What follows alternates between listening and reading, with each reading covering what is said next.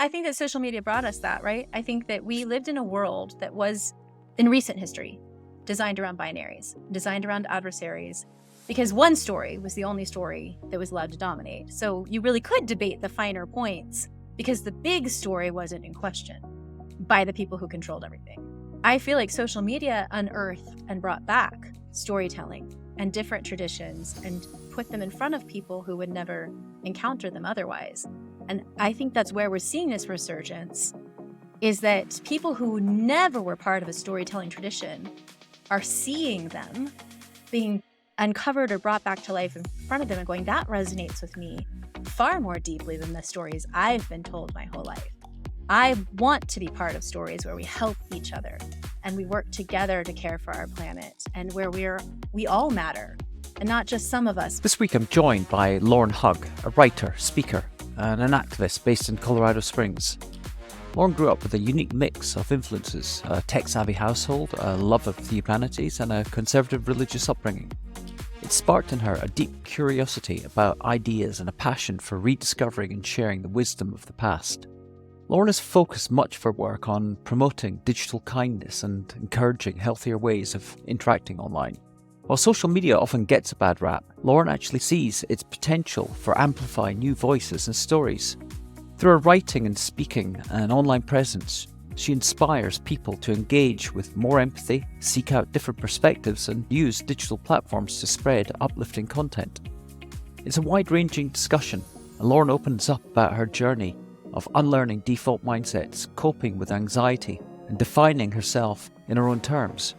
She shares her optimism about younger generations and her excitement about the creative potential made possible by emerging technologies. I think you'll find Lauren's perspective refreshing and thought-provoking. Now, over to Lauren. Lauren, welcome to the Impossible Network podcast. Hi, glad to be here. And where are you? I'm in Colorado Springs, Colorado. Oh, that sounds delightful. It's very pretty. Anyway, shall we jump in and start with the big question? Let's do it. Okay. Who are you, Lauren, as a human being? I think that's be an easy question to answer, but it's not. I am really, it's funny. I thought I had an answer. Now I'm like, I think I'm a thinker. I like to think about things, read about things, come up with new ways of approaching things. And more I'm discovering, I like finding old ways that have been obscured or hidden or just diminished over time. Instead of like finding the new thing, rediscovering the things that have already been done. And I hesitate when I answer questions like that because I am a mother. I have 2 children, but I usually never start with that. And I almost never start with my job either. Because I've become more and more conscious of how we define ourselves by these very specific roles instead of our holistic beings. So I've tried to become more conscious of how to answer that.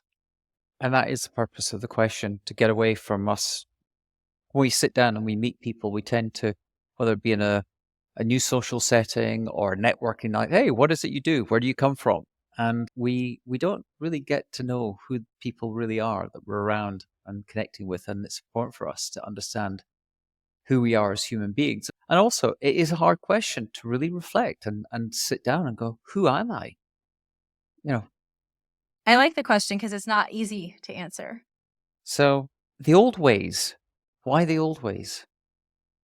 I think because I grew up in kind of a tech forward home. My dad was an early programmer, and it was always about new and better instead of what came before. So like a lack of, I'm not saying I was raised with a lack of understanding, but I always felt like I was in a society that was always new, shiny, better, bigger, faster, instead of saying a lot of these things that we need to learn and understand have been known by people for millennia before us. And that it's time to like listen to that wisdom that was passed down through generations that doesn't always show up in technology or doesn't show up in even in our recorded history books, right? Like that shows up in the way that we teach our children how to do something. We don't even know why we're doing it. We just know that we learned it from our grandmother or something, and it's just the way we do it. So I've been a lot more mindful about all of these different ways of knowing and being that have been excluded from discourse for a long time because they don't meet the standards of proof or the standards of academic review or any of the systems that we've designed that tell us what is worth knowing and tell us how we know things, but that have excluded all sorts of learnings and people and traditions. So rediscovering those, or at least trying to find the things that are being obscured by the things we're all used to.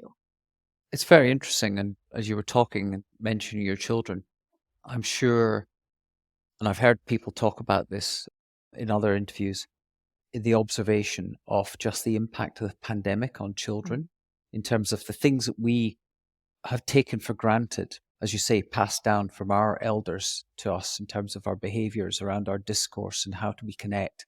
And that forced isolation is going to have a long-lasting impact on a generation of children that might never discover ways to naturally have discourse with other people and maybe have a negative legacy on their lives.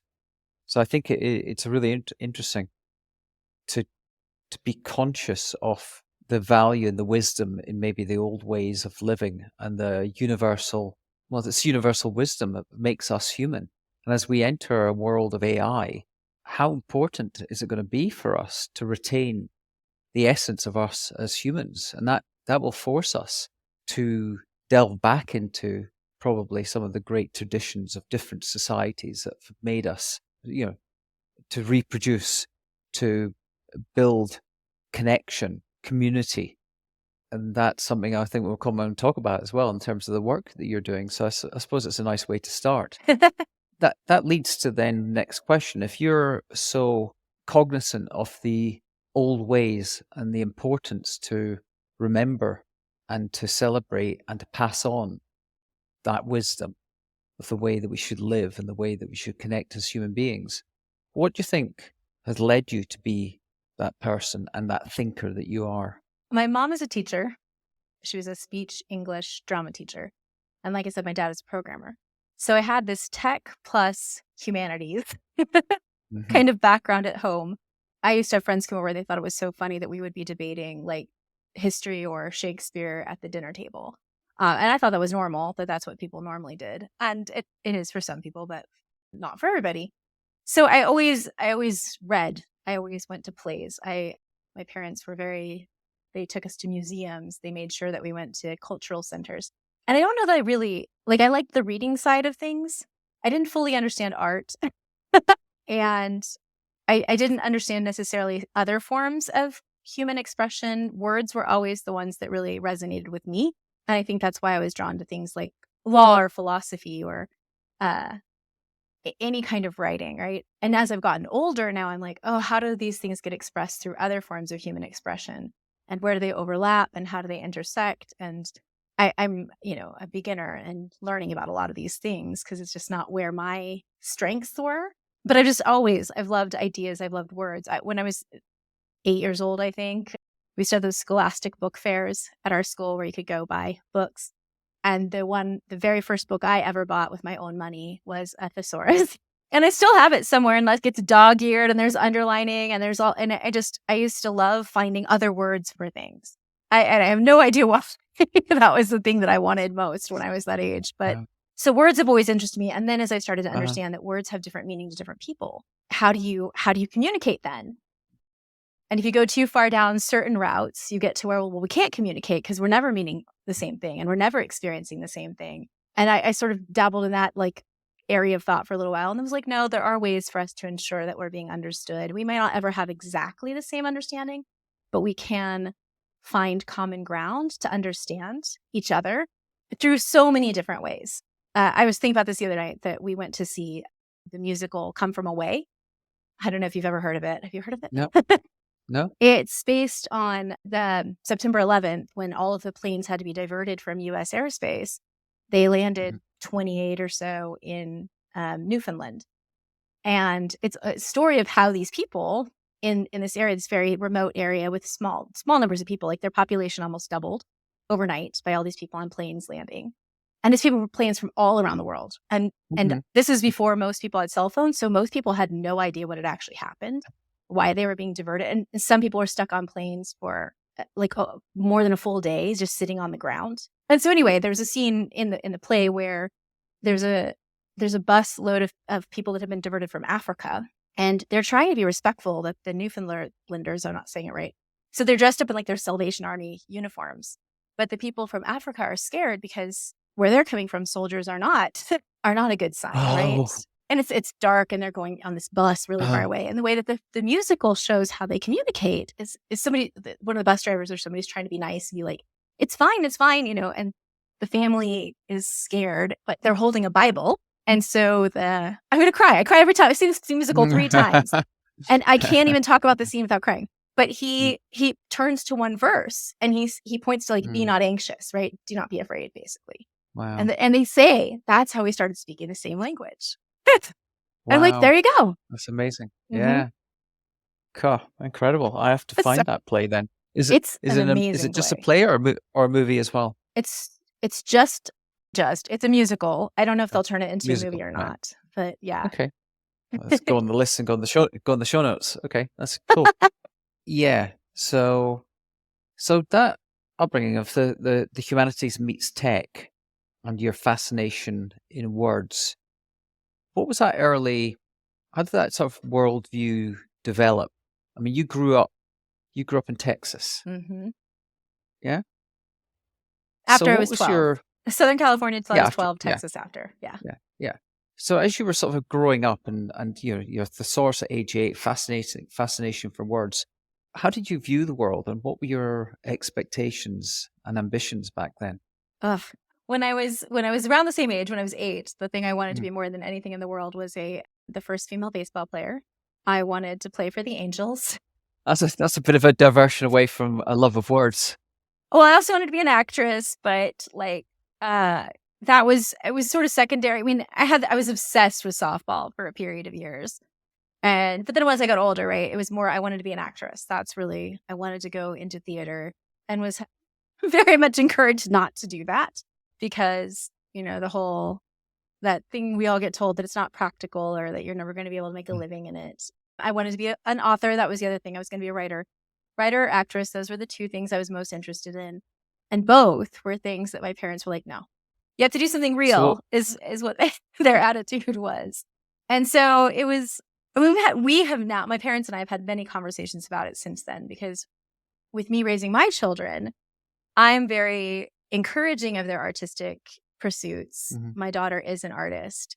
And it's so interesting to me to be able to say my daughter is an artist, right? I don't say my daughter likes art. She likes artsy things. My daughter is an artist in a way that it's still hard for me to say I am a writer. I have books, I have proof, and I still like it's a hobby. It's very hard for me to say that it's my real job. But you studied journalism. I did. Well, that was the practical way of being a writer, right? Yeah. That's a job. Being a journalist is a job where you write. Mm-hmm. I couldn't go write the Great American Novel or something. And even then, I was practical and was looking at the starting salaries for journalism when I was coming out of college. I'm not sure that they've changed much, actually. And was like, no, that's like, you can't live off of that. So I ended up in law school again. And I jokingly say, one of my friends sent me a meme or something the other day about like litigation. It was hilarious. It was like litigation is just community theater with consequences. And I was dying laughing because it's a joke that all trial lawyers are frustrated actors because you all wanted to be theater people, but you couldn't pay your bill. I wonder if that litigation is just theater with consequences will ring true for Donald Trump. We'll see. I mean, a lot of what he does is community theater without consequences so far. So. Exactly. That's what I'm saying. I'm just wondering when will the consequences part kick in? Yeah. Yeah. So aside from that diversion. So yeah, your parents must be very happy that you ended up sort of with that grand ambition to be a baseball playing actress. Ended up as a journalist major come lawyer.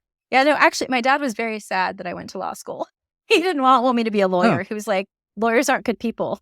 Why would you want to go to law school? I mean, his real hope was that I would actually do something tech, right? Like, he tried so hard to get me to be interested in the tech side of the world. Now I tease him. I'm like, well, I kind of do tech stuff, Dad. I talk about social media.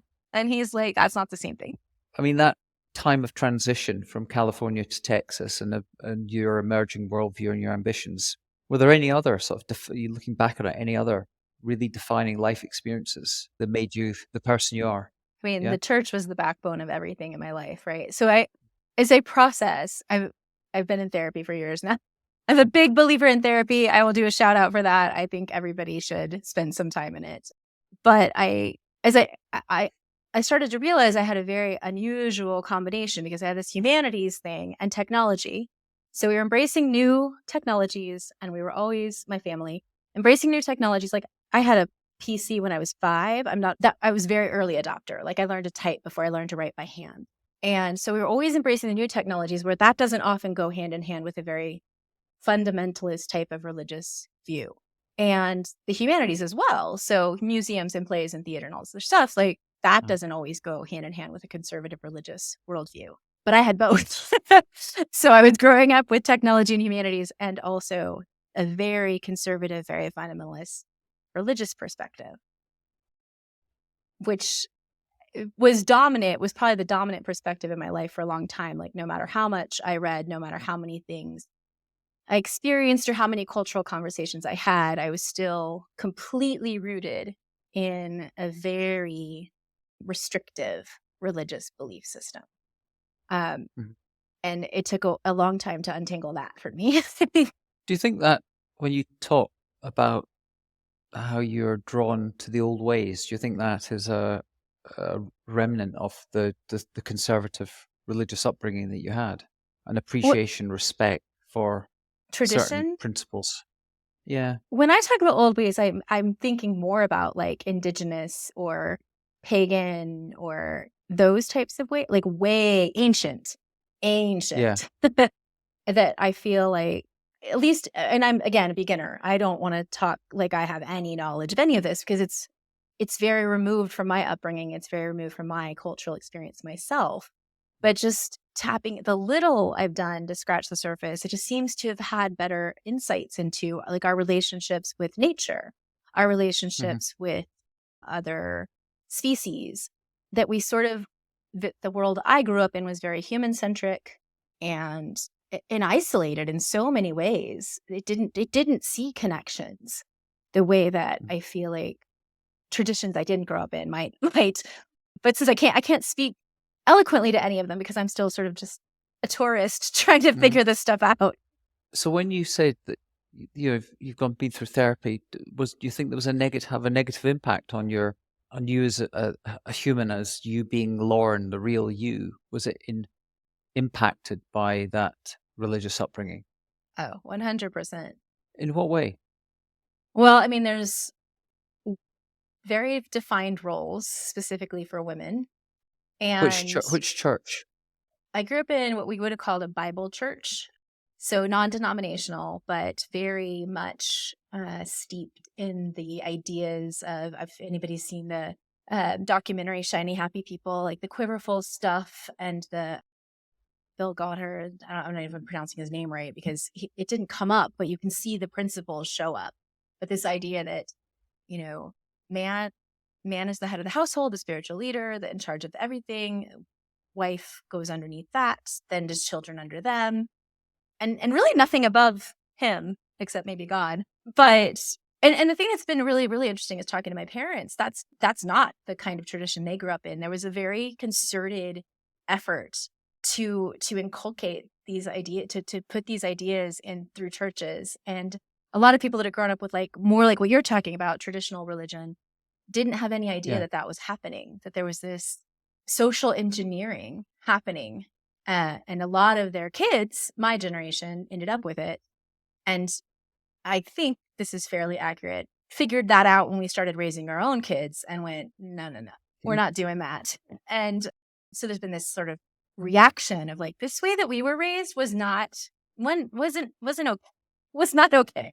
And so it's been interesting to talk to my parents about, like, they didn't realize how much of it we were getting through youth group and other places because youth was so isolated from the rest of the churches. And So if you yes, had that sort of social engineering through the church, I'm sure when you were growing up and you were at school and going to university, you saw a very different side of the world. So presumably, couldn't you just leave that legacy behind? I wish. Hence the role of therapy.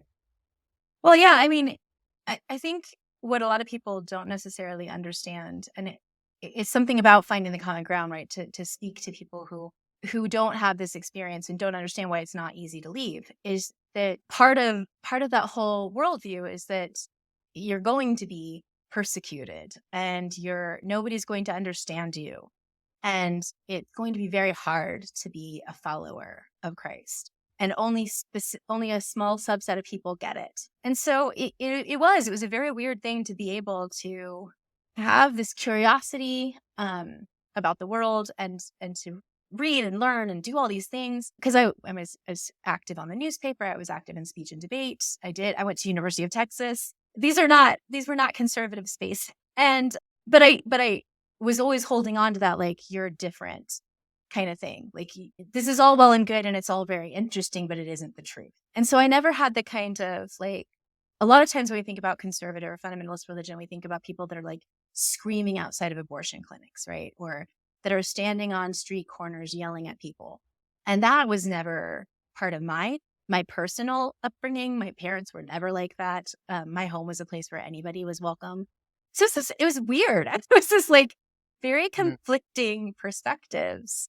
And I think that that's ultimately what it enabled me to figure some of this stuff out later on in life, is that the more I started to realize that the tradition that I had grown up in was not aligned with the empathy and compassion and love for fellow human beings that I actually have and believe in, it became easier to say, I've always been this person. All this other stuff is the problem, not the part of me that loves other people and wants to understand other people and learn about other people and find new and interesting ways to do things. That's all consistent with my faith. It's the execution of it in certain spaces that is really problematic and that I don't align with at all.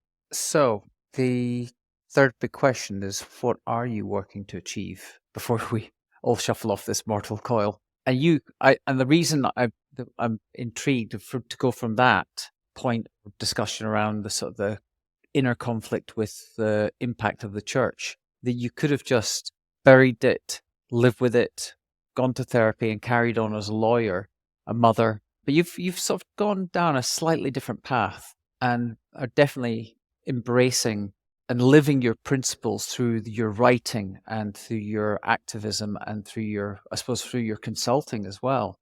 So perhaps you could talk about that big question and what it is you're working to affect or change in the world. So the big question. A couple years ago, I sat down and I was like, what do I really want to do? Right. Especially with my background and the things that I know. And I spent my law degree, I concentrated on constitutional law, and then I got a master's of law at University College London in international human rights, legal theory and jurisprudence, and comparative constitutional law, comparative human rights. I forget. It was a long time ago. Comparative something. And I can't. And your dad still said lawyers don't do good. I mean, you're working in one part of law that is actually doing good, human rights. Come on. No, he actually didn't want me to go to London. He was like, "Why do you need another law degree? Scholarship, Daddy, scholarship." And I get to live in London for a year. But when I started to sit down and think, okay, our systems are broken, or, I mean, depending on how you look at it, our systems are broken, or they're doing exactly what they were designed to do, which was to allow certain people to be able to do whatever they wanted while other people served them. And that as we've had an increasing concept of who belongs and who is allowed to have a voice and who matters, the strain on systems that weren't designed for all sorts of different people is showing up more and more. So from a systemic perspective, I started thinking, okay, how do I use what I know about systems and policy to make a difference? And I kept coming back to, well, there has to be a mindset shift first, right? Like, I can go sit in think tanks or write white papers or go back to academia, but until most of us understand it, it's going to be kind of an insular conversation amongst people with access and power, and won't fold in everybody else. And we've done that, in my opinion, for long enough that wasn't the route that I felt particularly called to do. Like, that didn't seem to be my space, because I've thought about it at various points in time. Would I go back to university? Would I get a PhD in I don't know, like now there's all sorts of things I could study that didn't exist back when I was in school about things like social media and social change, stuff like that, that wasn't even on the radar when I was in school. But the more I thought about it, I was like, I already have these tools. Why don't I just use them to tell a different story about who we are and what we can be in this world? And since we all now have our own media companies in our own hand, every single one of us can reach huge numbers of people. We don't always reach huge number of people, but we can. What would it look like if we purposefully use these tools that we usually talk about as being bad and terrible and awful to show a different world, or to show what we want people to know about, or to show the kinds of kindness that we want to see in the world? I mean, it's that whole be the change you want to see, but here you can do it on an epic scale, because anything that any of us put out at any point in time can be amplified to many, many more people. So that was just sort of how I started thinking along these lines. What can I do from where I'm at right now, right now, Yeah. without having to learn anything new, without having to build anything new? And I just started using my social platforms for that. And then that turned into books and speaking and other things, as I saw it resonated with some people.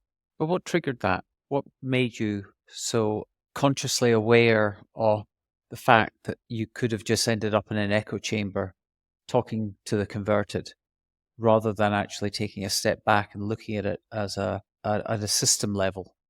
I think just knowing how I changed. I didn't change because of academia.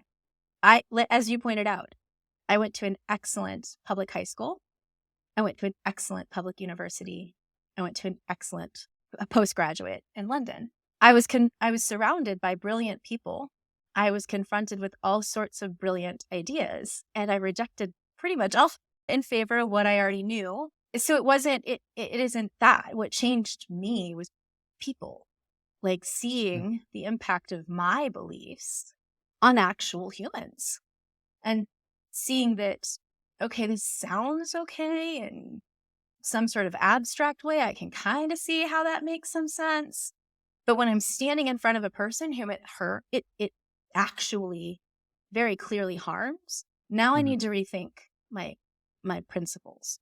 Because if the thing that I believe leads to that outcome, I'm not so sure I want to believe that anymore, even if it makes perfect logical sense, even if it aligns with all this other stuff. If it is hurting a human being in a very demonstrable way, I mean, I'm not even getting into like maybe ways, like very clear ways, it's time to rethink. So I think people change because of getting to know other human beings and seeing how we're connected, and how the things that we do, and especially the things that we think, impact other people, that the things that we say impact other people. Was there a moment when you became abundantly aware of that? You talk about demonstrable damage to someone. Was there one incident? I don't know if there was one. I mean, I know once I became pregnant with my first child, I'd seen for years statistics on how not belonging impacts LGBTQ individuals, right? Like, but when it was my child, suddenly it hit home in a way that had never hit home before, that I can read data, and I would like to not have a situation where a child that I am bringing into the world does not feel loved, doesn't feel safe, doesn't feel like they belong, and or their friends, right? Like anybody. And then it spirals from there. Like logically, okay, wait a minute. If I don't want this for my kid, why would I want this for anybody else's kid? And now I need to change everything I think about this particular issue. So that's one of the, in America, I don't know if it's controversial other places, controversial issues about a human being existing as themselves that we've turned into a political football that is a non-political issue as far as I'm concerned. It has nothing to do with politics and shouldn't be used as a political point in any way. But it used to logically make sense to me that this was a thing that we should be legislating about. But the more that, the more I thought about it, the more I know people who, like every time we have a bathroom debate, it affects real human beings and never any of the people that the people are arguing about, ever. And so I started to get a lot more clear on like, wait a minute, these things that I thought were important don't impact me at all. In no way impact my life. but very much impact the lives of people that I know and people that I care about. And so I had to start getting more clear about if I truly do love people, which I say I do, I had to show up differently in this world. And I need to be more, and I need to be more aware of and invested in the safety and health and well-being of all of my fellow human beings, not just particular groups that I understand or that I identify with, but everybody. It sounds like you went almost embraced a first principles way of thinking about what it means to be a human. You might have to clarify that for me. Well, just the way that when you're solving problems in engineering or physics and going to first principles to take things down to their basic sort of fundamental principles of solving a problem or looking at an issue, deconstructing something down into the smallest parts possible and then building from there. By starting to rethink at a first principle level words like you're using in the books you've written around kindness and grace and things like empathy, what it is to have respect for other humans, regardless of where they come from, their upbringing, whatever their perspective, their politics. It feels like that's what the process you went through. Well, so what was it then that led you to actually sit down and then just start typing away and creating your first book? And why were you so focused on the behavior of people in the digital realm rather than in the physical realm? I could see that how the digital realm amplifies everything, right? It enables us to have more reach than we would have in physical spaces. That's what interested me. And I think what I thought it was so weird because I always loved social media. And I thought it was so odd that it was so negative, that people talk about it so negatively all the time. And all of the stories you read about it, you read about how bad it is. You read about the studies that hurt people, all this. And then occasionally you'll read stories about it doing some amazing good, but it won't be focused on social media. It'll be like, oh, these people organized to do this thing. And it's like, well, that was only possible because of social media. But that isn't what the focus of the story is on.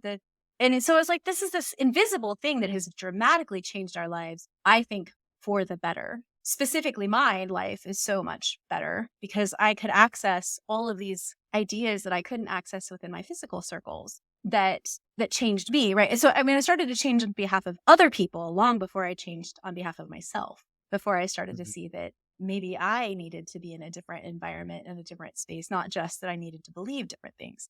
So it was actually I did a TEDx talk on the power of kindness in the digital world. And that was actually the first time I put these ideas together. I was thinking about how valuable it had been in my life and why everybody was saying there's something negative about it. Specifically, I talk about my first book, Digital Kindness. I moved from Austin to Colorado Springs. I was planning a move from Austin to Colorado Springs.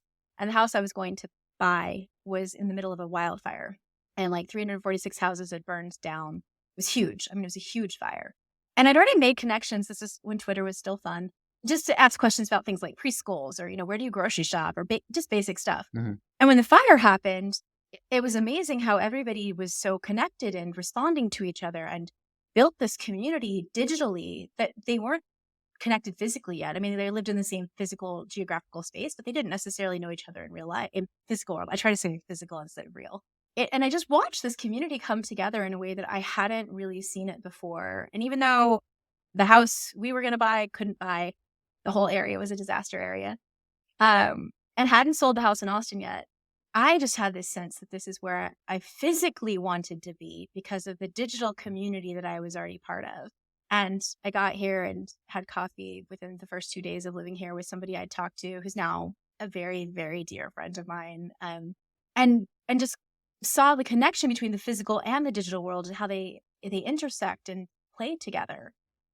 So for me, I was like, this is awesome. This is the greatest thing ever. I don't understand why everybody keeps talking about how bad it is. I was watching economic empowerment happen in front of me. I was watching, people that had limited opportunities in physical world spaces be able to do all sorts of things in digital world spaces. So all of that sort of combined to be like, my initial thought and the initial TEDx talk, the initial book was, well, let's just be nicer. The only problem in these spaces is that we're not being nice enough. So can we actually think about how we interact with people digitally? Because people will say it's the anonymity or, there's all these reasons why people think people are mean online in ways that they might not be mean in the physical world. Though I think now we're seeing, well, actually, the meanness online spills out into the physical world, and we're seeing more meanness in the physical world than we might have seen previously. So anyway, that was my thought, was hey, the reason y'all don't understand how great this is because everybody's being mean to each other. How about we just try being nice, and then we'll know it's a really great thing. Do you think when you say it's spilling out into the physical world, do you think that's a result of behavior change and it's becoming more acceptable to display these types of behaviors in the physical world than it was before because of? So it is a causation rather than a correlation thing. It's because of the behaviors that have been encouraged, facilitated, whatever, by bad actors, polarized media, all these other factors that have gone into it. When there are forces that are at play that are out with our individual control, then it's very easy to say, yes, let's behave better. But how do you individually can change, but how do you drive collective adoption of these behaviors against these negative forces that are creating these externalities that we're seeing, whether it be the anxiety in youth, a generation of young girls that Jonathan Haidt just wrote about in his new book, whether you believe it or not. I know it's caused some sort of a differences of opinion, but clearly we're seeing the suicide rates up amongst teenagers. We're seeing angry young men emerging. Yes, I agree with you. We should all be a lot more respectful, responsible, kind, considerate, thoughtful, take time for pause and reflect before shooting off a tweet or whatever it's called now, or an Instagram post.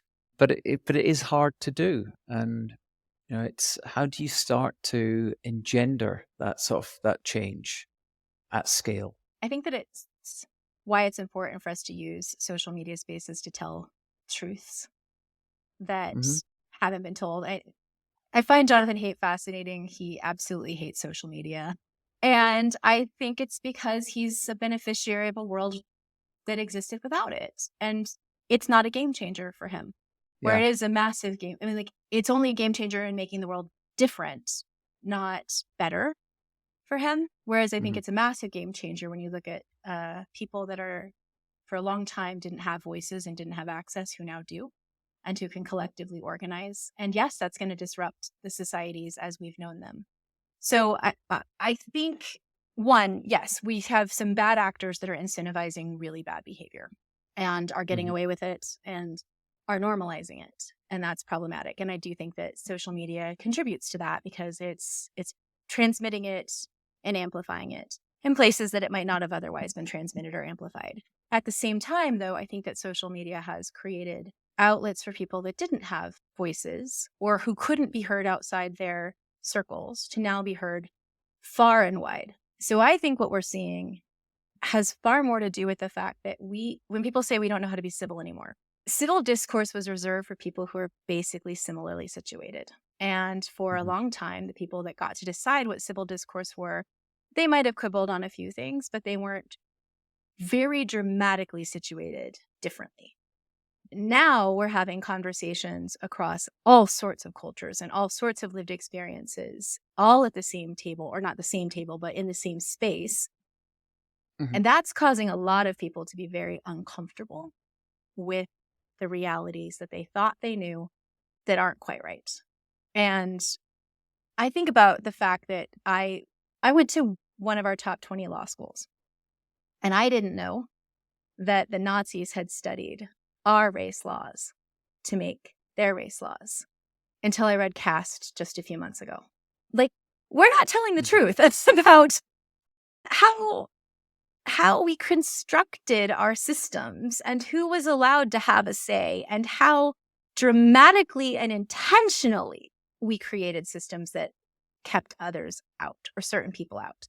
So I think that a lot of the conflict that we're seeing is that the rules of civil discourse were set by people who had a seat at the table, and they're demanding people behave when that's not the appropriate response for some people, given where they are situated and what they are dealing with. And so I struggled with that a lot when I was writing Digital Grace of like, okay, when do you confront and when do you grant grace? How do you know when it's a time that you shouldn't be courteous because it's something that is so beyond the bounds of courtesy that to behave in a courteous way is an acquiescence. And I don't have answers to it, but I sort of came up with a couple of ideas of like, if you're in a position of power, that's when you're supposed to be exercising courtesy. If it's not something that is deeply and personally related to anything that you're experiencing, courtesy and grace, right? If you feel safe saying whatever you think about a topic, that's the time when you should be exercising courtesy and grace. If there's no risk to you to air your opinion, then you need to err on the side of courtesy and grace. And I think by thinking through those things, like, wait, is this something that I'm actually, am I taking any risk when I say this? Or am I allowed to just say whatever I want because of the space that I occupy in this particular topic? Maybe that's time for me to listen then. If I can say whatever I want with no consequences, this is a time and a space where I should be listening. We could list, there's so many things happening. We are at such a transition time right now. There's so much change and different voices and different stories and different perspectives and different ideas out there now. And the narrative's no longer controlled by a handful of people. I mean, they still control a lot of it, but not all of it. So it's a difficult process to be engaged in. When should I not speak? When should I listen? When should I grant grace? When should I don't, like I said, I don't have answers, but I think there are things we should be thinking about. There's a lot in there. I mean, I know we both know John Alexander. John has so perfectly captured the essence of the story we've all lived for the last century, the consumer story, and also the story that comes before that, which is the subject story, where we as humans operate as subjects to dictators, kings, fiefdoms that dictate what we should do and how we should behave and what we should think and what we should say. And when he talked and wrote the book Citizens about consumer story, I remember thinking about at the time I don't know if you know the British documentary filmmaker Adam Curtis. I don't think so. You should watch some of his documentaries online. They're fantastic. So there's one called The Century of the Self. And he looks at goes back things like Rousseau and Thomas Hobbes, the Hobbesian philosophy of what the role of society is, and the Rousseau, the French philosopher's view.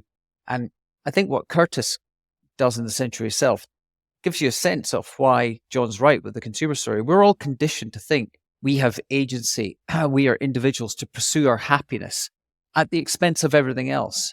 That is what we are. It's our role of human beings.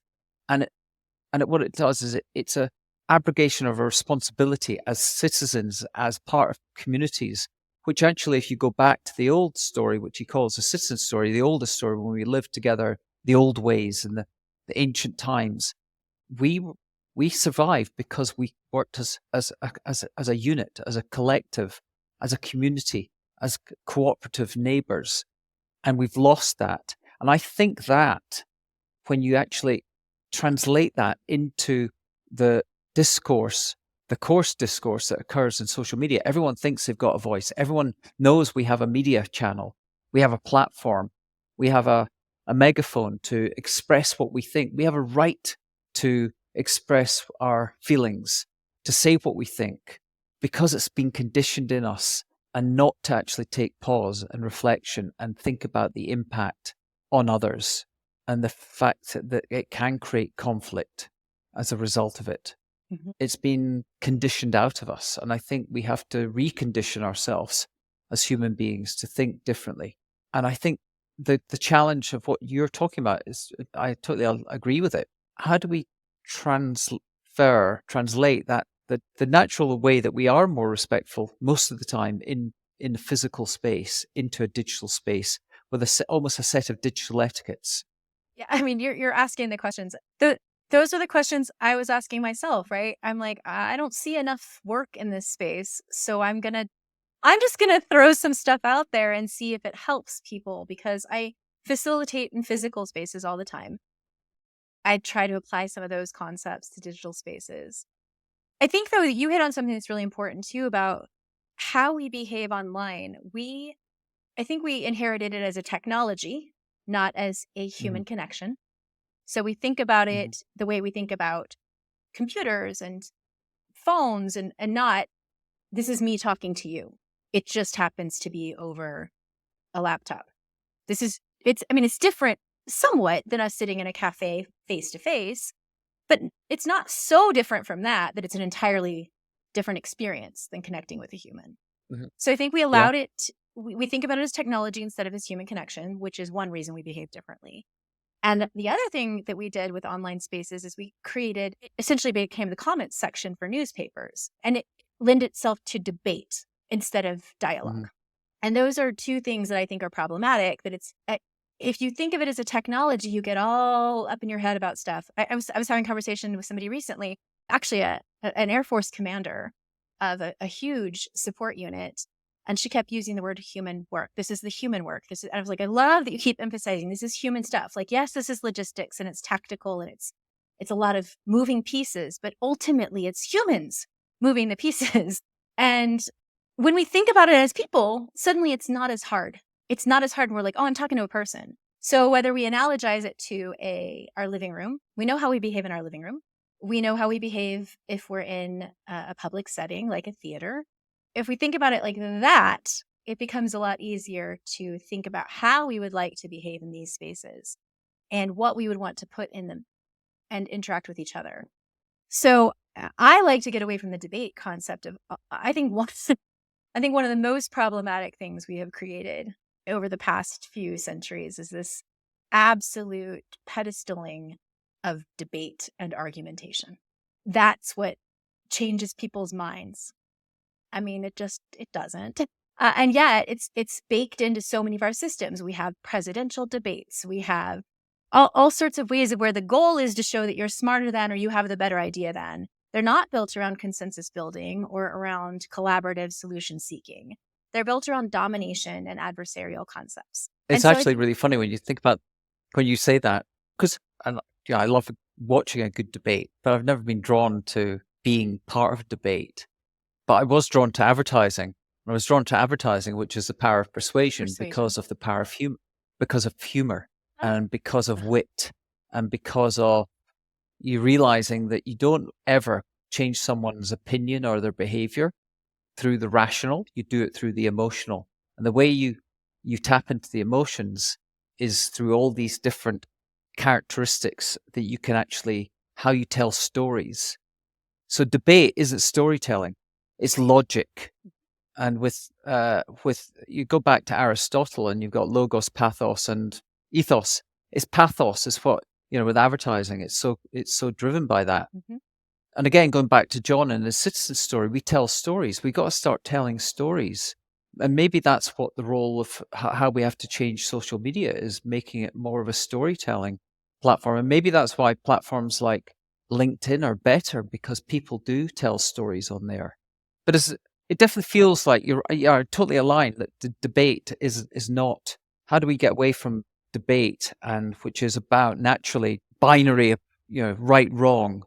There isn't. We live in a ambiguous, fuzzy world full of ambiguity and uncertainty. And the sooner we embrace this ambiguity of the world and be less certain. I had a guest on there, and one of them said, what's the most important thing we have to sort of learn? It is to be less certain all the time.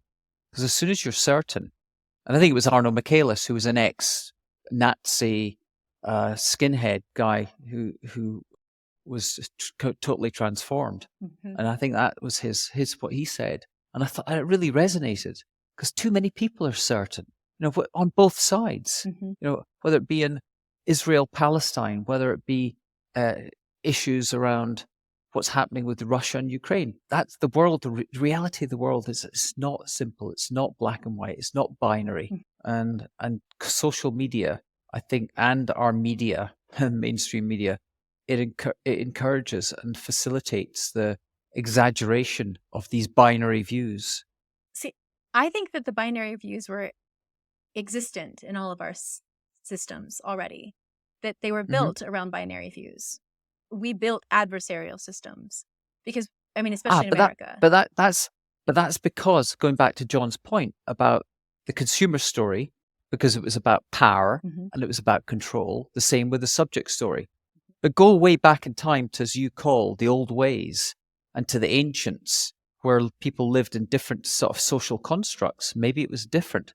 And maybe we just see a different way now, that there are different social constructs open to us, whether they be cooperative movements, whether they be, citizen type centric, flatter societies that are not hierarchical, that they are more. I don't want. It's difficult because democracy is now such a loaded word. Right. Going back to your whole thing about words being misinterpreted by different people. But yeah, it's interesting. I think that social media brought us that, right? I think that we lived in a world that was, in recent history, designed around binaries, designed around adversaries, because one story was the only story that was allowed to dominate. So you really could debate the finer points because the big story wasn't in question by the people who controlled everything. I feel like social media unearthed and brought back storytelling and different traditions and put them in front of people who would never encounter them otherwise. And I think that's where we're seeing this resurgence, is that people who never were part of a storytelling tradition are seeing them being uncovered or brought back to life in front of them and going, that resonates with me far more deeply than the stories I've been told my whole life.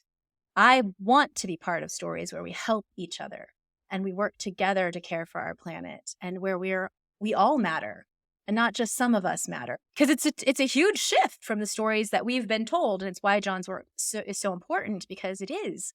That's a different story than what most of us were raised in. Gen Z is a different story completely, because they're being raised with more stories in the world. What do you think will happen? I mean, you've got this conviction around that we need to change our discourse to be more kind, to embrace more grace.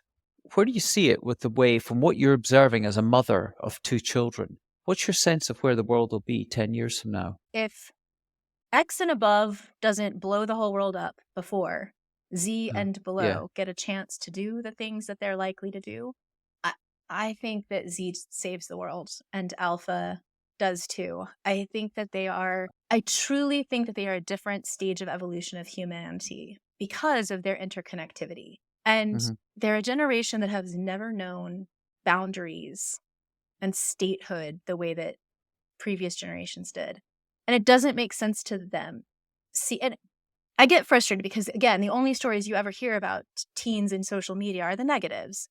You hear these outlier stories about the people that are struggling, and every time the mental health of youth comes up, I want to point out that they are more aware of what is going on in the world than any previous generation was. And the story that they are told, if they don't access the more hopeful ones, isn't very hopeful. I think in a lot of ways, our youth have the most rational reactions to the current situation that we live in, because they see it for what it is. And they're not buying into the story that they need to sell their soul for a few possessions, because that's what gives you meaning in life. So it's hard because there's very real things that are happening with youth. And at the same time, they are creating, they are connecting, they are organizing, and they're doing it on their own terms. I had a friend ask after, I think, the midterms, she said something like, why does Gen Z hate business? And I was like, they don't hate business. They love micro business. They love social impact business. They love artists. They love creators. They don't like corporation. Yeah. That's not but the fact that you think that business means corporation is an interesting thing to me. So let's talk about that. And then she started asking, she's like, are they socialist? I'm like, not really, but they're not capitalist either. They're like, there's something so different. Again, binary. Yeah. You're either this or that. And they process things in such a different way. And I learn from mine all the time. I'm like, oh, they'll be like, Mom, that's kind of, that's outdated. And I'll be like, oh, thank you for correcting me. It's funny. You're right. We get drawn into our news feeds and news cycles and whatever platform we use. And you know, whether it be a podcast interview and Jonathan Haidt or someone else, and you think, oh, this is a cursed generation.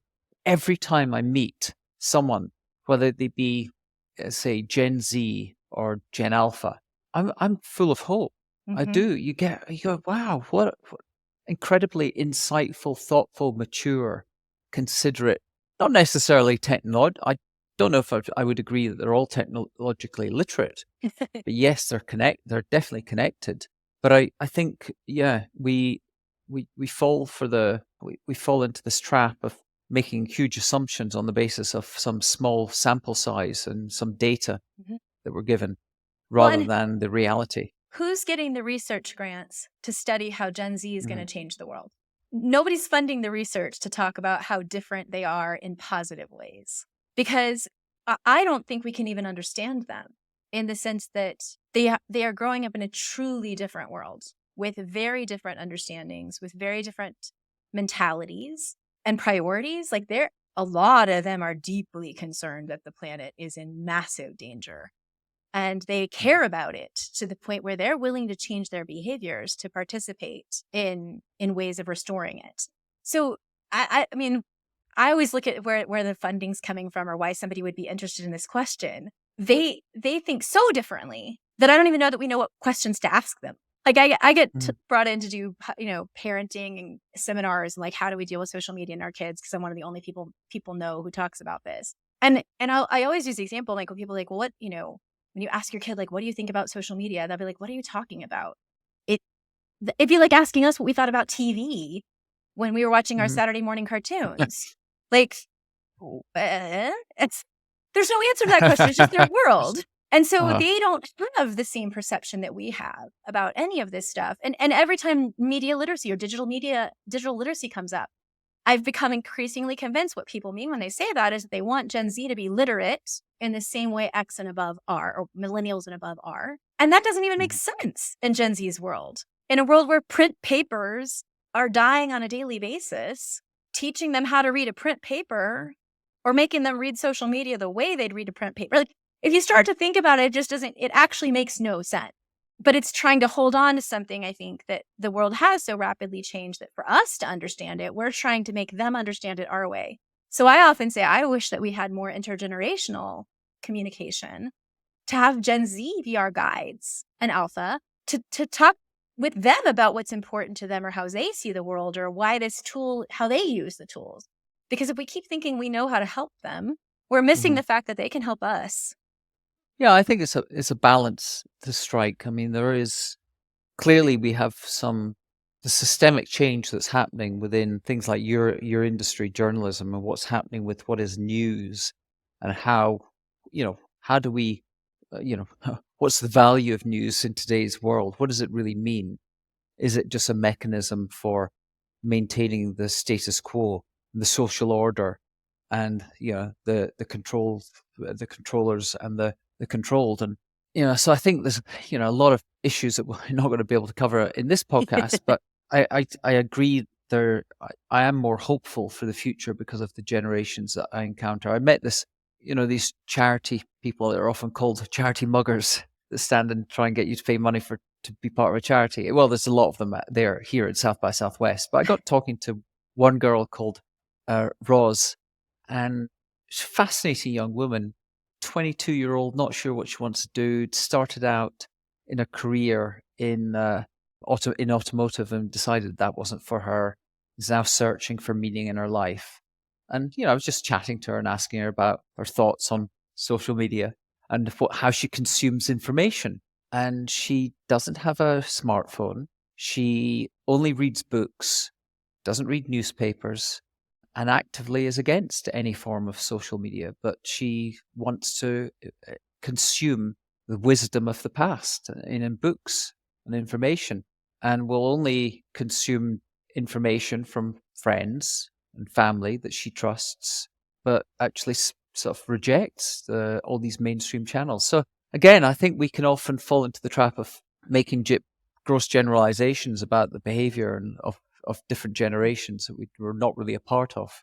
So I think there might be, many sort of splintering sort of factions within that generation of how they're behaving and how they're deciding to change the world and reject the past generations' regulations and behaviors and standards. So I think and quite right as well. I mean, every generation has a right to rebel, and there needs to be more rebellion within this generation. Yeah. growing up in the punk generation for me, I'm going, why aren't there more punks around today that rejecting the norms of culture? Too many people accepting them. You wrote something recently on LinkedIn where you talked about Clay Shirky's book. Well, I think he wrote it around 2010, It was 2008, 12, I'm maybe pretty 11. sure. Oh, was it I think 2008 you it wrote it? was. Yeah. Well, Or and I've got the 2009. book. It was a long time ago. Yeah, which is Here Comes Everybody. Yeah. I got him to sign it at South by Southwest. So it would have been around 2009. Yeah, I've got a copy of it.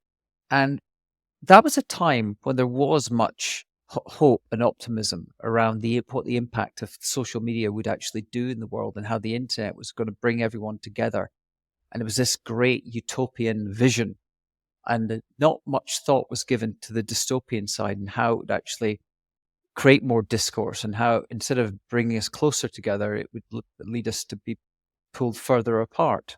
I think in that post, I'm just going to read it. You finished that post writing, when we share the world we want to see, we increase our network's awareness of whatever it is we want them to know and believe to be possible.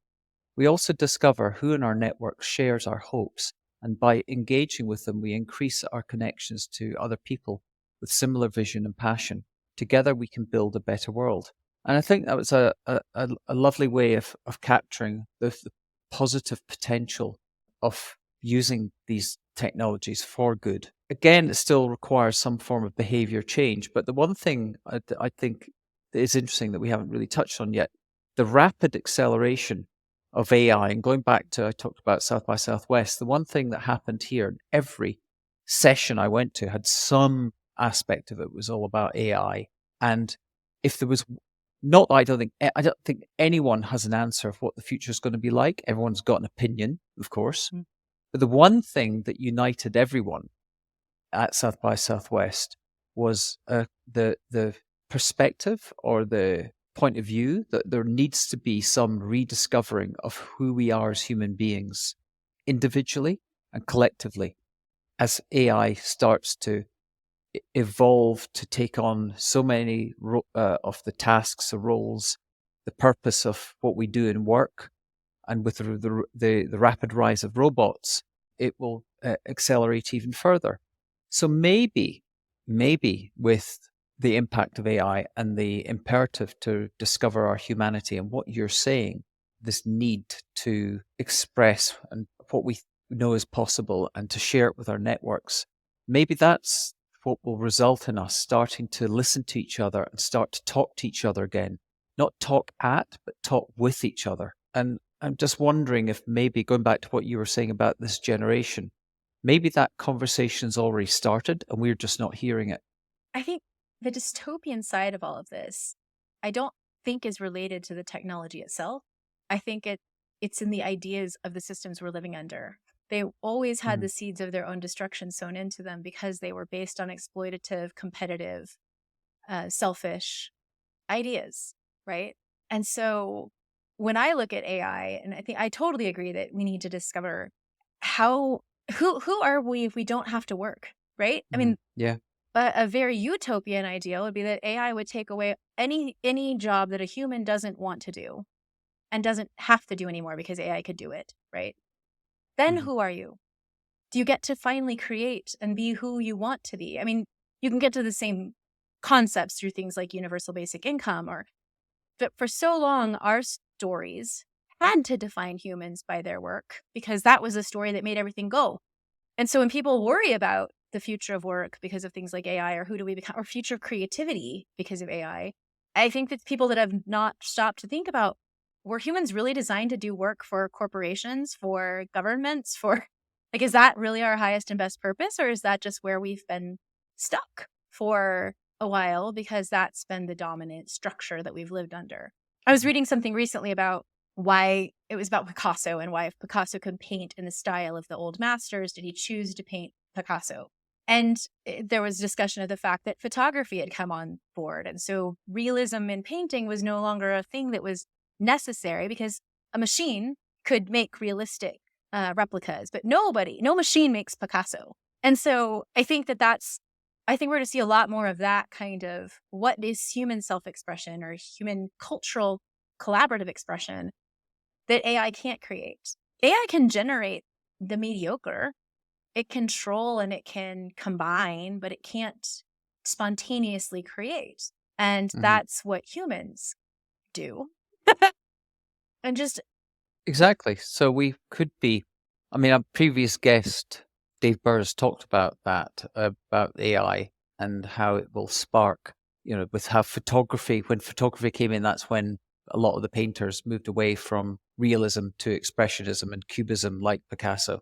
And the same way that with what's possible in film now with Sora when it's finally released and what's possible with all the different AI creative tools, it will potentially generate the next generation of human creativity, of things that, so I think, and that's where, again, there's a division of opinion around that. I went to another talk at South by Southwest by Zachary Levi, an actor who's in the movie a couple of years ago, one of these action movies. And he just said, we have to reinvent. And he's building studios outside of Austin to try and reimagine with other creators what the future of entertainment and what content and creation is going to be. Didn't know what the answer was, but he knew that the AI was coming for their jobs. And he said, the only choice we have is to reimagine or give up. For me, I'm mostly optimistic. I think all of this is exciting. One of the points I really appreciated in Clay Shirky's book is the democratization of creation.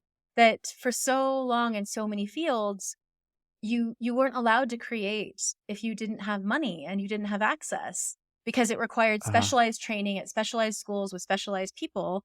And now everybody can create something, maybe not at the same skill level as somebody who's mastered the principles or the techniques, but we can try. Like when we started giving crayons to all children, that was a huge leap to creativity. That didn't used to be something all children had access to. And now we don't even think twice about the fact that crayons are part of childhood development. And that's going to be true of all sorts of creative tools through AI. And so I'm excited about stuff like this, because I think that one of the biggest drawbacks to the stories we've been living under, as John Alexander points out, is who gets to participate in those stories. And Yes. So many people's ideas have not been at the table because they didn't even have the avenues to get there. And so I don't know how many budding filmmakers there were in the 1930s who couldn't access film equipment, that we don't have their creations because they weren't able to ever get anywhere where they could make the things that were in their head. So that's the stuff that I'm like, I can't wait to see what stories have never been told, because the only people who can tell them haven't had the tools to tell them and are starting to get those tools. Yeah, I totally agree. I'm part of a group here in Austin called the Austin Entertainment Business, and they did an event the other month about the risk of AI to everyone's jobs. And, I spoke to the guy on his podcast afterwards called The R Snake Show, and made the argument, actually, I disagree with you, Robert. I don't think it's going to be the death of the entertainment business. What will happen?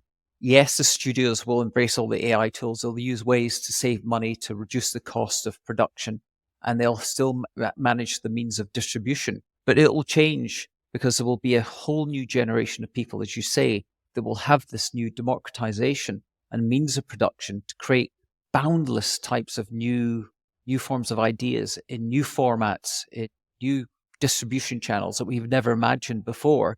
And it will probably lead to an explosion of a reimagining of theater that brings the creative ideas that can be expressed through the use of AI and then brought to a stage in the physical realm in a way that we've never seen before. And I think it's fascinating. And I think it's really exciting as to what lies ahead.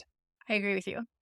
Yeah, going back to, I think in the questions I mentioned Rutger Bregman, the brilliant Dutch journalist who wrote the book Humankind, where it's a line in the book where he talks about the survival of the friendliest.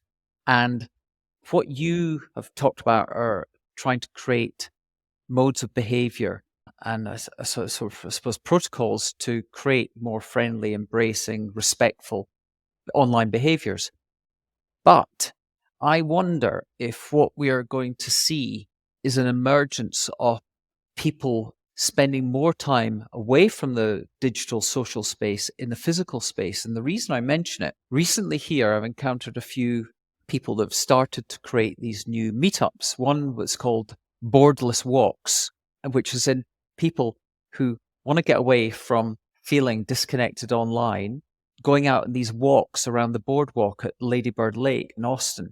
And they all just hang out together, and you get paired one-on-one with someone you don't know, and you go for these long walks along the boardwalks, and anything but boring. And then the other one is a guy who I met at an event here during South by Southwest, who's created a thing called the Bookless Book Clubs, where he brings people together who have all got a love of books, but not to sit and read books, but just sort of chat and to create discourse. And the same with the Austin entertainment business, where people come together and exchange their knowledge, their skills, their ideas in physical spaces. And I think, I think we're all naturally have the gene, the kindness gene, the friendly gene. We all want to be loved and loved. And I think what we're seeing is, I think what the work you're doing is great, because it is making people rethink and reconsider their online behavior. But at the same time, post-COVID, post everything that's happening, and alongside maybe the discourse that people are seeing online, I think we might see a resurgence of in-person events where we can start to create more positive discourse and storytelling experiences and not debates. Mm-hmm. That's my hope for the future. I think it's an and. I think the two are symbiotic, in that when you need to enter a space and you're uncertain, the digital world gives you the ability to do that in a safe place, right? Like, you can drop in on a live streamed meeting that you might not want to go to in person, or you could interact with people from a particular view, or just not even interact. You can just consume content from people that you might not know how to talk to in an in-person setting. And I've talked to a handful of people over the years that are on the autism spectrum, say that it's a lot easier to go meet somebody in person that they've already interacted with online, because they already know about that person, and they don't have to explain to them in person, hey, this is who I am and this is how I do stuff. So I think it adds to our world instead of subtracts. And I think that's a lot of what I try to talk about, is so much of the doom and gloom is like that it took away, it ruined, it destroyed, it messed up. And I'm like, no, it gave us options that didn't exist before. Or if you're unable to go outside for various reasons, like you're sick or you have certain conditions, you can still connect with people and still have socialization when for some reason, for other reasons in the physical world, you can't. So, you couldn't do that before. So now we have both, and we can do both. And I think that that's great, because there are going to be some places when I very much want to be. I sort of liken it to this. When I was at UT Austin, I was a journalism major. I had a 500-person chemistry class. Perfect. I didn't want to be in chemistry class. I didn't want to talk about chemistry. I didn't want to connect with anybody in chemistry. I just wanted to go, get my credit, move on with my life. Ideal. But I had 12 people in my Spanish phonetics class, and smaller numbers in a lot of my journalism classes where I did want to connect. So I love the fact that we now have the ability to be anonymous or distant when we need to or want to, but also the ability to be intimate and really get to know people in physical spaces too. So I like both of them. No, I do as well. I'm just thinking that always with actions there's a reaction, and we've seen things change recently, and the actions that have been triggered because of the pandemic will create a reaction. So I think it's going to be interesting to see how things emerge. Can you tell me about the Digital Kindness Journal and what it is? So when I wrote my first two books, I was thinking about, okay, I've been trained in the way of concise writing where you communicate a point, persuasive writing, or Embracing brevity. Yeah. So it was a communication tool. I was trying to get my ideas across, but I also developed all these questions for the end of each chapter, because I wanted people to discuss, right? I feel like so many things in life, we need to actually bounce our ideas off of other people and be like, hey, what do you think about this? So in my kind of learning and journey, I keep trying to figure out different ways for different brains. And some people are never going to read something. They don't want my voice in their head. So I created the journal as a guided way of answering questions so that a person can just sort of work their way through various things in online spaces so they can formulate their own approach. Because a lot of my work is not to say this is what you have to do or here's how to do it, or I don't believe in one size fits all. Just an example of what would you encounter in it? Oh, I have it right here. Okay. So I have to like, my microphone is too big. Mm. So there's like prompts. Like here's one that just says, list the friends, creators, content that you follow and rate them on a scale of 1 to 10 of 1, we disagree on everything, or 10, we agree on everything. And what do you notice? So some people are going to notice that they are following a very diverse set of people, and other people are going to notice that they only follow the same ideas. And they get to decide whether they want to add more or less to their feeds. But just to have this, to walk through a series of questions of like, how am I actually using this? Instead of being reactionary, being more purposeful about, oh, I didn't realize that every time I'm online, I actually don't feel good. Like, what's that about? When I got offline today, I felt terrible. Why? And so there's just a series of, I think there's like 50 plus of those types of questions. And then there's daily practice. And the daily practice are things like, if I find one, how I felt in digital spaces today, what I posted today, the positive content I saw and my responses, or negative content I saw, my responses, things I learned. Because that's one, a goal that people can set for themselves in online spaces. What do I not know about? What do I feel kind of uncertain about? Like so many things that I know about now is because it crossed my feed at some point and I was like, I don't know what that is. Maybe I should spend some more time trying to figure out that's all about, and learning in a very passive way just by intentionally consuming more content about a topic that I didn't know anything about. I mean, I don't know if I mentioned this, but I grew up in a climate denying world. Even though I lived in Austin, my subculture was very climate change denying. And so I've had to learn all of that as an adult. Whoa. I know. And I would say things in normal person conversation and they'd look at me like, what? And I started to realize, I'm clearly not on the same page as people. So I should at least figure out what I'm saying and whether I actually understand anything I'm talking about. Or is this just something I inherited from my surroundings, right? So that's something that I spent a lot of time learning. A kind thing I did online, other reflections, time you spent there. So just a way of tracking, really being purposeful about, okay, this is what I'm doing in these spaces. This is what I'm getting from these spaces. This is what I would like to get from these spaces. And this is what I would like to put into these spaces. Because one of the questions is like, what experiences of mine might be helpful to somebody else? So to your storytelling point, right? Our stories, the things that we go through, somebody else is going through something similar. And I think about so many things that have been destigmatized. Like, mental health alone. This was not something people talked about openly. I know. If you think about it, even like 15 years ago. And now to be able crazy. to say that, like openly say, and one of the reasons why I do say it in almost every interview I do, every podcast I go on, is because I come from a world where that was not an acceptable thing. You're supposed to pray to make everything better, right? And so I always consider that there's somebody who's watching or listening who needs to hear it in this setting. So, and because it doesn't scare me to say it, there was a time when it would have scared me to openly say it. Now I can. And that means somebody else is going to be able to access that. And who knows if that's going to be the thing that's the day that they make the call that will help, It sort of leads on to the question I was going to ask about what challenges have you faced or had to overcome on your journey? That seems to be an obvious one. Yes. Yeah. You overcome a worldview that tells you how you're supposed to behave, how you're supposed to show up, who you're allowed to be, what you're allowed to dream of. Like, I think I was reading an affirmation.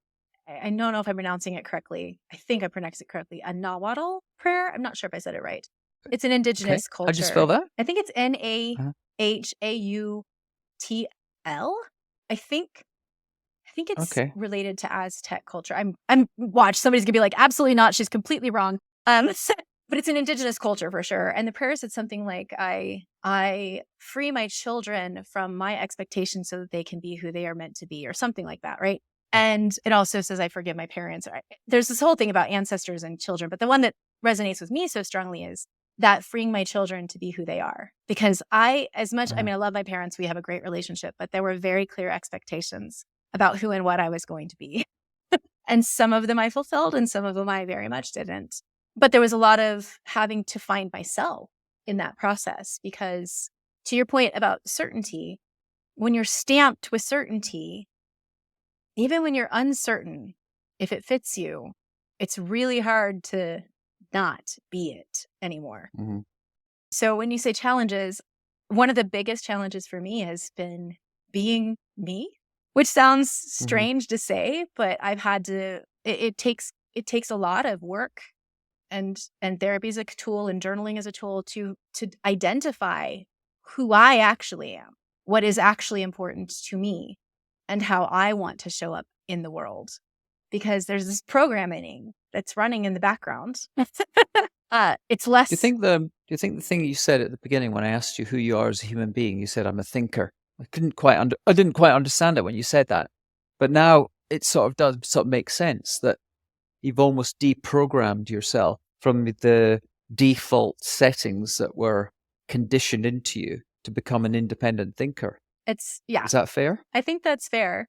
Because I was always a good student, right? Like I could learn anything that somebody poured into me. But to be able to think originally and not just synthesize, that took a long time. And so my partner, he's just one of these people that's 100% himself, right? So I'm in awe of him and the way that he navigates the world and the way that he he doesn't even think twice about what he's saying or what he's doing or what he's wearing. I mean, he's also a very kind, like wonderful person. So that characteristic in a not nice person can be a problem. But like we went somewhere one time and he did so, I don't remember what he did, but I was like, so the reason I didn't want to do this, because this is the dialogue that went on in my head. And I started explaining like all the second guessing of what this other person would think and like how I needed to behave and he was just like, the worst thing they could do is say no. And it was one of those moments where I was like, oh, other people don't have that inner dialogue going on in the same way that I do all the time, where I'm thinking through 70 different scenarios, or my initial reaction is this, but then I have to remember that that's not the reaction that I want to have. I actually want to do this thing instead. It's like my therapist at one point, she's like, it's exhausting. But I mean, it does enable the strategic type of thought, right? Like to map certain things out or to ask certain questions or things like that. I also want to mention, I got this, again, another guest, this guy called Stephen Hecht, got his book called Nonflict. Oh, cool. And it's a conflict resolution thing in 4 key steps. And one of the first steps is to be able to put yourself in someone else's shoes. And he's had huge success with this around the world, and from everything from prior to the current conflict in Israel and Palestine with Israelis and Palestinians. But what I really liked about one of his things, I went through the program with him, he said, when we get into situations where there's potential conflict, we flee the conflict, we either fight it, so we get into real sort of conflict, we fold when we get into that situation sometimes, or we try and sort of reach some sort of 50-50 where no one's happy. But the way that we ultimately usually solve things is when we get into some sort of co-creation situation, when we can build something together. And I really like that. And I think that's where, in a way, again, we talked about, you said, there's, going back to that woman you talked about from the military, debate and dialogue. You get into a situation where we can tell stories with each other. That's one way. But when we actually start to make things with each other, that's when I think real connection happens. So, that's, I think, another area I just think for us all to reflect on is how can we get into a space, a virtual space and not physical space, where we can actually be about co-creation, not necessarily of physical things, but just co-creation of ideas, of concepts, of solving problems together. Because I think that clearly what Stephen's learned from all these workshops that he's done with people, when people come together and they co-create, they work together, they step into each other's shoes and they help each other. It unlocks our kindness gene. It unlocks our empathy for each other. So yeah, I just wanted to mention that. I love that. I think we need more spaces like that. Oh, without question. I'm conscious of time, so I want to get some personal questions. Not that it'll be personal. Who or what, other than your kids, inspires you, or what inspires you? Currently, I love Adrienne Marie Brown. Everything that she puts out into the world just stops me in my tracks. Okay. it's from such a different perspective than I come from, but it's really moving to me. And I think that she's managed to carve a space for herself in a world that would not always be receptive to what she has to say. So, and she's the first person that came to mind, but I look to those people that seem to be doing themselves in community, regardless of whether it makes any sense from a traditional perspective or a fiscal perspective or whatever, and that it seems to be working. Like people are finding it. So that's anybody who's just sort of doing their own different thing and making their mark, but bringing people together doing it. I love that stuff. That's cool. I'll check out Adrienne Murray Brown. What principles do you live by? Take care of myself and be kind to others. Pretty much it. Nice and simple, easy to follow. How do you deal with uncertainty and self-doubt? That's like a lifelong journey for me. When you mentioned anxiety in the younger generation, like it was only a couple years ago that I realized, oh, I think I actually have anxiety like that. And I've always had it because I can go back. I have journals from when I was in high school, and I will describe this just like pit of fear of nothing specific at all. Just this dread. And I don't even think back then I would have been able to explain it to somebody. I'm not sure that anybody would have been able to help me if I'd started explaining it. But a couple of years ago, I had an actual like anxiety attack for the first time, like a real, like one where I was like, I can't ignore this. And so that's some of why I was in therapy and other reasons. So I've had to learn how to manage it. It's always sort of there, but I try to stay grounded in like, this is the present moment. I'm fine right now. I might not have been fine 5 minutes ago, and I might not be fine 5 minutes from now, but I'm okay right now. I'll also just trying to see the optimism in things, that things will not always be like this, that whatever the moment currently is, or the challenge currently is, there's a point beyond it. So it's an ongoing process for me. I think for all of us, a weight to it. I don't know if I like the word legacy, but you are working to leave an impact in the world with the work you're doing. But what would you like that impact or legacy to be? I used to think that I wanted it to be that people figured out a way to use these online spaces more productively, like in positive human ways. Now I think I'm a transitional person, that my real work will be in helping people see why we should be allowing Gen Z and Gen Alpha to be occupying spaces and leading discussions. So really mic passing is probably my legacy. I like that. Yeah, well, with the elections that are happening in the world at the moment, it's about bloody time we just pass that mic on, particularly in this country. Yes, I agree. Yeah. Okay. Well, all power to you to make that happen sooner rather than later. Any book that you would recommend for other than yours that people should read? Yes, there was two of them that I was thinking about. One is The Dawn of Everything. I forget, it's Graeber and Wingrove. And it's a kind of different anthropological, archaeological look at the stories we tell about our history.